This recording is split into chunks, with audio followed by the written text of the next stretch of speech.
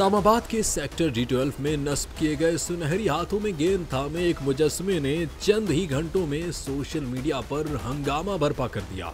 मुबहम और ज़ुमानी डिजाइन पर आवाम की जानिब से दिलचस्प तबसरे सामने आए।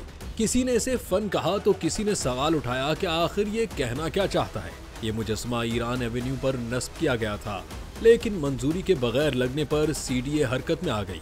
तर्जुमान के मुताबिक डिजाइन की मंजूरी न लेने पर उसे फौरी तौर पर हटाने का हुक्म जारी किया गया। निजी कंपनी ने भारी मशीनरी के साथ एक मुजस्समा हटा दिया, जबकि दूसरे को आर्जी तौर पर कपड़े से ढांप दिया गया।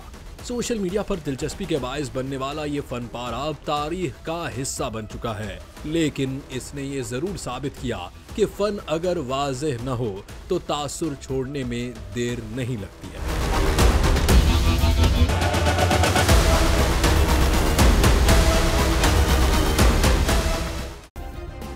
सब्सक्राइब करें और बेल दबाएं ताकि कोई खबर रह न जाए।